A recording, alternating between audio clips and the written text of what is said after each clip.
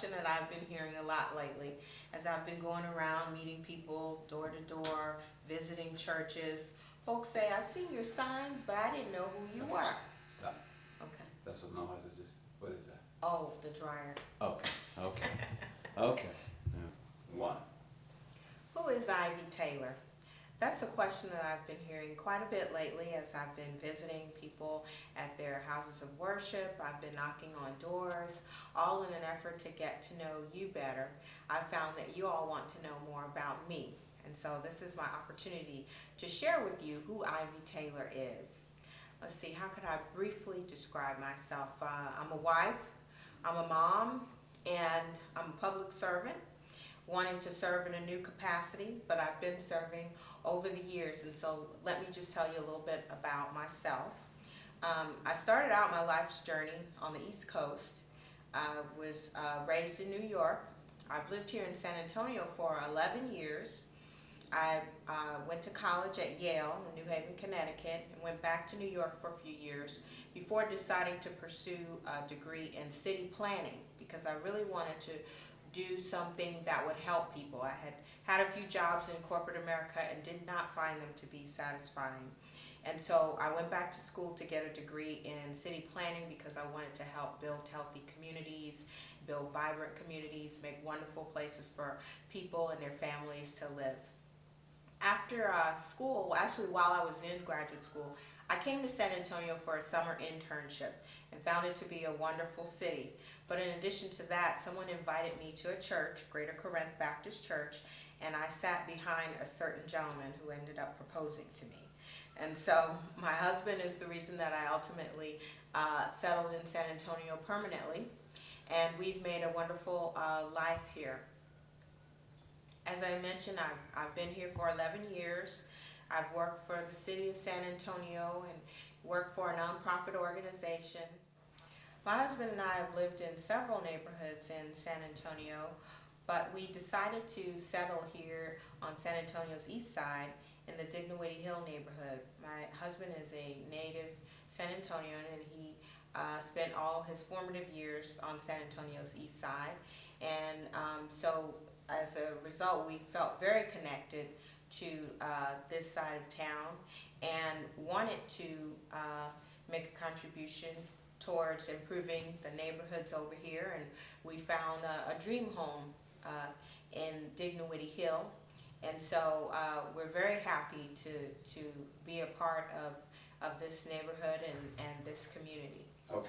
Now, go say. My husband and I have lived in several neighborhoods in San Antonio, but ultimately we chose to settle here on the east side, and we picked the Dignity Hill neighborhood.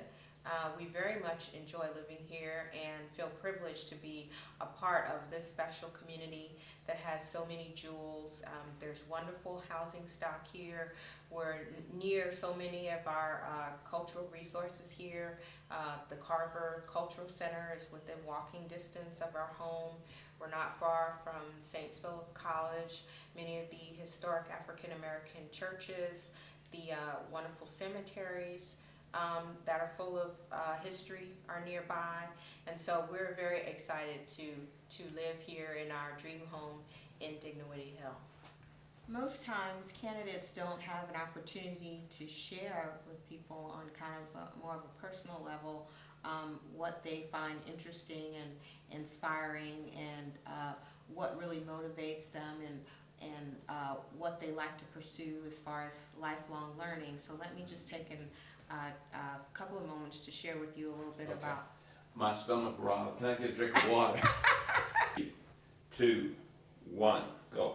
Most times candidates don't have a chance to share with people on more of a personal level about those aspects of life that they find to be enriching and those things that they find to be inspiring and fulfilling. And so let me just take a few moments to share with you a little bit about me. I have been a voracious reader for most of my life. I love to read because I just love to sink into a whole new world and find out other people's perspectives and to learn about history, to learn about people that have walked before me, and see how they can inspire me to continue in my life's journey. And I say for most of my life, because since I've been a mother, I have had to cut back on on the reading, especially those first few years. I was pretty groggy. Whenever I pick up a book, I tend to fall asleep. But now my daughter is 5 and she's just learned to read, and so I feel inspired anew because I want her to see me reading, and I wanna help her to read as well. So that's something that, you know, gives me a great deal of joy and fulfillment. And when I have the time, I love to just take a stroll through the neighborhood. You know, people find God in different places, but, you know, I see God all around me in nature and in those quiet walks, and I just love to stroll through the neighborhood. And this home that we have here is perched right at the top of a hill, and we're right across the street from a park, and we have a wonderful view of downtown. And so it's nice to just sit out on the porch or walk across the street to the park.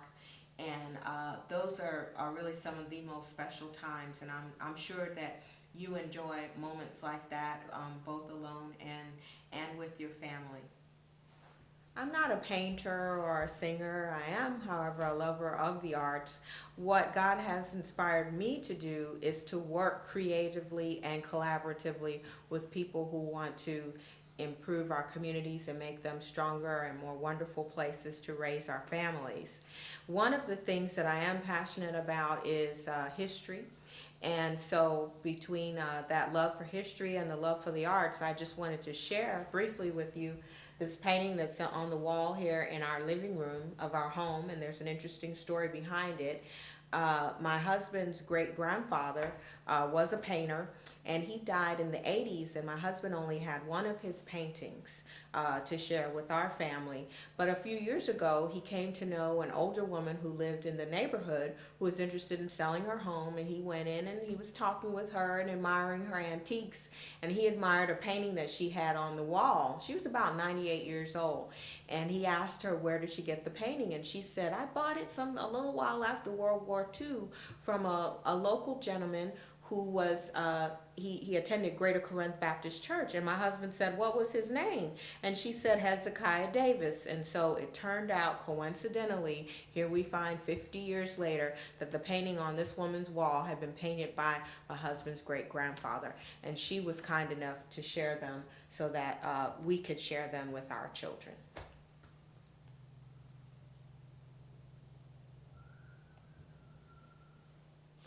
We'll put her, hey, come here, come on. I want you to sit with your mother. And I want you to look at that screen and let her tell this story. Okay? Can you do that? Yeah. Okay. No? No? Okay. Well, go in the other room. Go tell Daddy. Go tell Daddy what we're doing. No? Okay. Well, go over there. Go over there. I don't think Daddy wants you in it anyway. Go. Go watch your movie. That's the movie. You want to be in it now? You want to be in it? I'm gonna look at it. Okay. But Mommy has All to right. talk. All right, here's what we're gonna do. What's your daughter's name? Morgan. Morgan. Here's what we're gonna do.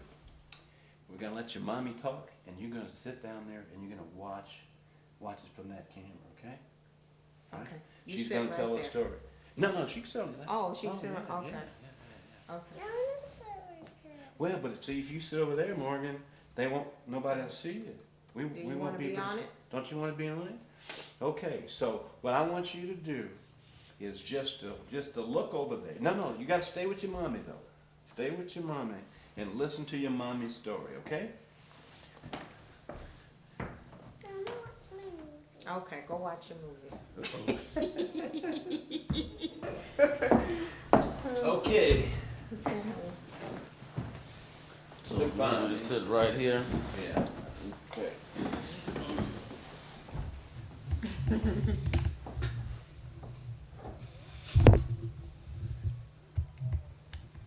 Okay, so the deal is, she's gonna talk about how she met you. Okay. And,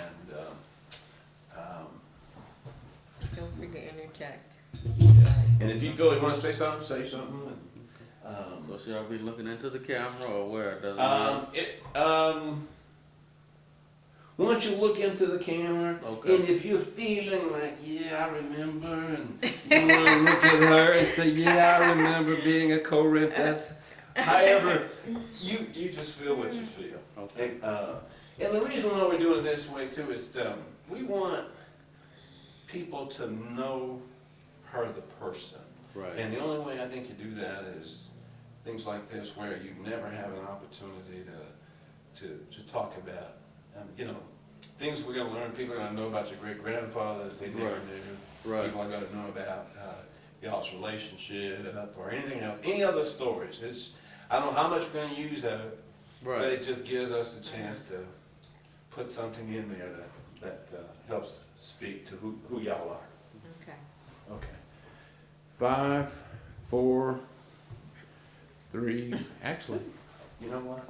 It's been on. It's already on. Okay. Okay. Go ahead. Okay, well, I mentioned that I came to San Antonio as a summer intern when I was in graduate school. I'd been here for a couple of weeks, and someone was kind enough to invite me to visit a church, which is Greater Corinth Baptist Church. And so I went to visit Corinth, and I'll never forget, it was a very rainy Sunday. It was storming, actually, in fact. But I was determined to go to church, and so I found the church. And I entered the church from the side door, and I had my umbrella, and I was kind of shaking it out and trying to find a place to put it. And there were a group of folks standing in the foyer about to pray. I think it was the ministers and deacons. And so Rodney was in the foyer at that time. I didn't really see him, but he saw me. And so I went and I found a pew. I found a place to sit in church, and I was sitting behind him at church. And so there weren't a lot of people at church that Sunday because, as I mentioned, it was raining cats and dogs. And also the pastor was out of town, so some people play hooky when their pastor's out of town too. And so I sat behind him the whole time. We didn't talk. And then at the end of service, when the minister was doing the benediction, he asked you to join hands with someone that was nearby. And so since both of us were at the end of a row where there wasn't anyone else nearby, he held my hand. So he says he felt something at that point. I don't know if that was just a line he told me later on, but he says he felt something when we held hands for the prayer. So then church dismissed, and he turned around and started talking to me right away. And I thought it was a little bit strange, but he was very aggressive about wanting to talk with me. But then the person who had invited me to church came over to tell me how excited they were that I came to church, and that kind of cut the conversation short. And so then he was introducing me, the gentleman who had invited me to church, David Ray, he was introducing me to other folks. And he said, oh, and as a matter of fact, there's another young man here who went to graduate school in North Carolina, Cleophas Marshall. So, because Cleophas went to law school at North Carolina Central, I think it was, and I was at UNC Chapel Hill. So he took me over to introduce me to Cleophas, and Cleophas was standing there with Rodney because they're cousins, and they were about to go out to lunch after church. So Rodney didn't miss out on the opportunity again to talk with me, and he said, well, Cleophas and I are going to lunch. Would you like to come with us? And so that's how it started. Yes.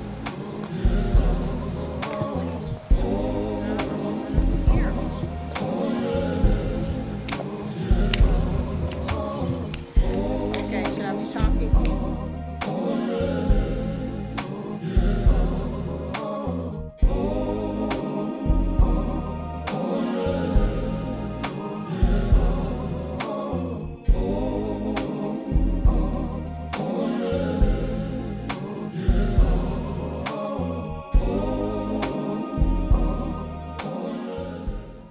The background that I have, having worked at the city and having worked at a nonprofit organization that's been focused on community revitalization and assisting families, I think I'm really well prepared to go down to City Hall and fight for the citizens of District 2. Many folks in this part of town feel that they've been overlooked. We've seen, so much development on the north side. We see so many amenities over there, and we want to have a little piece of that pie as well.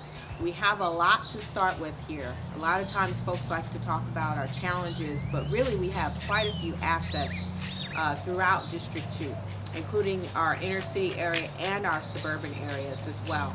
And so as your council person, I want to focus on basically improving the quality of life through stabilizing our neighborhoods and ensuring that people have the tools at their disposal to strengthen their own families. Some of the basic issues that I want to address throughout District 2 would focus on some of the concerns that you have from day to day in your neighborhoods, cleaning up the trash off of our streets, working with the city officials to put some teeth into our code compliance laws. We have many laws about how people should keep their properties, but many people don't uphold the laws because there really isn't much penalty. And then we also have a segment of the population who really don't have the resources to address many of the issues contained in the code compliance laws. A lot of our seniors, things have accumulated around their houses and they literally don't have the strength to move them. And so we need to mobilize our community to work together to help those folks out. And then also, you know, crime is an issue that people are concerned with. I don't think it's as much of an issue as folks make it out to be. We kind of have a big negative perception related to that issue in District 2, and the police chief will tell you that there are other areas of the city where there's a lot more crime. But I do want to address the crime that we have through working collaboratively with the police, increasing patrols, working with our neighborhood associations and crime watch organizations, and then also engaging our youth. We have a lot of young people in our communities that have many talents and skills that have yet to be cultivated. And I'd like to work collaboratively with churches, schools, youth organizations in order to engage those youth and to get them involved in the work of cleaning up our communities and to help them to have goals for their futures. So I think engaging our youth and preparing them to be our leaders for tomorrow is a really important part of the role of the office that I'm seeking.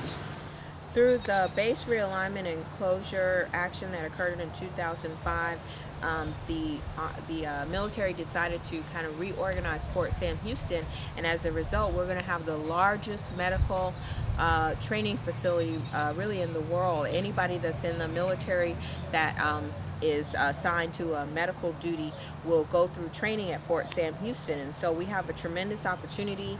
The military is spending a lot of money to make improvements to the base and to BAMC, and so that presents tremendous opportunities for us in District 2. Many of those 12,000 people who will be moving to San Antonio as a result of the actions at Fort Sam, they're going to be looking for wonderful neighborhoods to live, and guess what? We've got a home for them right here in District 2. We've got wonderful housing. We've got a lot of vacant lots that present opportunities to build new and wonderful housing.